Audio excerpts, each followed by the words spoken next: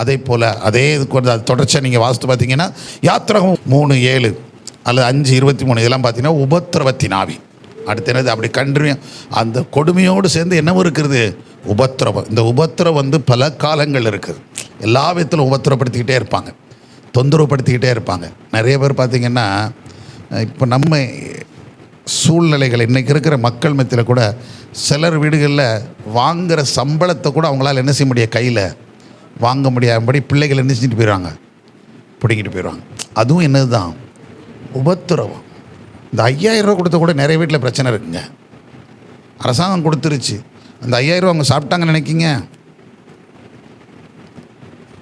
நம்ம நினச்சிக்கிறோம் நிறைய பேருக்கு அது பிரயோஜனம் தானே, பிரயோஜனம் தான், உண்மை இல்லைன்னு சொல்ல. ஆனால் அதை கூட கையில் எடுத்து செலவழிக்க முடியாத அளவுக்கு மாட்டினவங்க நிறைய இருக்கிறாங்க. உடனே வந்து என்ன பண்ணிட்டு போயிடுவான், பிடிக்கிட்டு உபத்திரப்படுத்துறது, பிடிங்க எடுத்துகிட்டு ஓடிடுறது, தொந்தரவு கொடுக்கியா கொடுக்கலையா அப்படி சொல்லி மிரட்டுறது. இந்த மாதிரிலாம் என்ன செய்யா, இவன் தொந்தரவு தாங்க முடியல. அதை சொல்கிறாங்க பார்த்தீங்களா, இவன் தொந்தரவு தாங்க முடியல, உடனே வீட்டுக்கு பிள்ளையை கூப்பிட்டு போயிட வேண்டியது. ஏமா 5000 ரூபா வந்திருக்கல, கொடு, அதில் 2000 கொடு, இல்லை 3000 கொடு. நீ உனக்கு 2000 போதா, அதான் நீ ஒரு ஆள் தானே, உனக்கு 1000 போதா, அதான். இந்த கேட்குற ஆட்கள்லாம் இன்றைக்கி இருக்கிறாங்க. அதுதான் உபத்திரம். இந்த தொந்தரவு, இந்த உபத்திரவங்கள் தொந்தரவுகள்லாம் அன்றைக்கும் இருந்தது, இன்றைக்கும் இருந்து கொண்டு தான் இருக்குது. இன்னும் இந்த ஆவிகளாம் என்ன செய்யப்படணும், கட்டப்பட வேண்டும். அல்லேலூயா.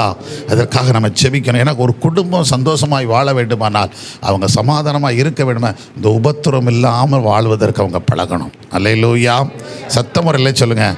அவங்க அதை சொல்லாங்க, இவன் தொந்தரவு இல்லாமல் இருந்தாலே போதியா, நான் வந்து எனக்கு 1 பைசா தரேன். நிறைய தாய் சொல்கிறத பார்த்துறீங்களா, நிறைய தகப்பன்னு சொல்கிறத பார்த்தீங்களா, இவன் தொந்தரவு இல்லாமல் இருந்தால் போதும், இவன் தொந்தரவு இல்லாமல் இருந்தால் போதியா, நான் நிம்மதியாக இருந்துக்கிடுவேன், எனக்கு சாப்பாடும் தர வேண்டாம், ஒன்றும் தர வேண்டாம், நான் குடிக்காமல் போகிறேன், எதையோ இருந்து வாழ்ந்துருவேன். ஆனால் இவங்க தொந்தரவு தான் என் வாழ்க்கையெல்லாம் என்ன செய்கிறேன். அப்படி எத்தனை தாய்மார்கள், எத்தனை பேர் தகப்பன்மார்கள் கண்ணீர் வடித்து கொண்டிருக்கிறாங்க. இந்த ஆவிகள் கிரியை செய்து கொண்டே இருக்கும், தொடர்ச்சியாக பல இடங்களுக்குள்ளே கிரியை செய்து கொண்டு இருக்குது. அப்போ இந்த உபத்திரம், இதே போல் ஊழியத்தின் பாதையில் உபத்திரம் இருக்குது, தேவனை தேடுபவர்களுக்கு உபத்திரம் இருக்குது. ஏன்னா ஆண்டவரே நம்ம சில உலகத்தில் உங்களுக்கு என்ன உண்டு, உபத்திரம் உண்டு. ஆனாலும் நீங்கள் என்ன செய்யுங்க, திடன் கொள்க, நான் உலகத்தை ஜெயித்தேன். ஆகவே ஆவிக்குரிய ரீதியிலையும் உபத்திரம் இருக்குது, நிறைய உபத்திரப்படுத்திகிட்டே இருப்பாங்க. அந்த உபத்திரத்தின் ஆவிகள் கிரியை செய்யணும். இப்போ எல்லா இடங்களும் கிரியை செய்யுது. ஆனால் ஆண்டவர் நமக்கு சொல்லிட்டார், உலகத்தில் உங்களுக்கு என்ன உண்டு, ஆனால் நான் உலகத்தை என்ன செஞ்சேன், ஜெயிச்சிட்டேன்னு சார். அவர் நான் உலகத்தை ஜெயிச்சுக்க, அதனால் நீங்கள் கவலைப்படாதீங்க, ஒருத்தர் வந்து நீங்கள் கவலைப்படாதீங்க. ஏன்னா இந்த லேசான, இதுக்கு பேர் என்ன பேர் தான் சொல்கிறார் ஆண்டவர், அது சீக்கிரத்தில் நீங்கிவிடும் இந்த லேசான உபத்திரவம். அதுக்கப்புறம் நமக்கு என்ன கிடைக்குமா, மிகுந்த கனமகிமை, அதிகமான கனமகிமை உண்டாக போகுது.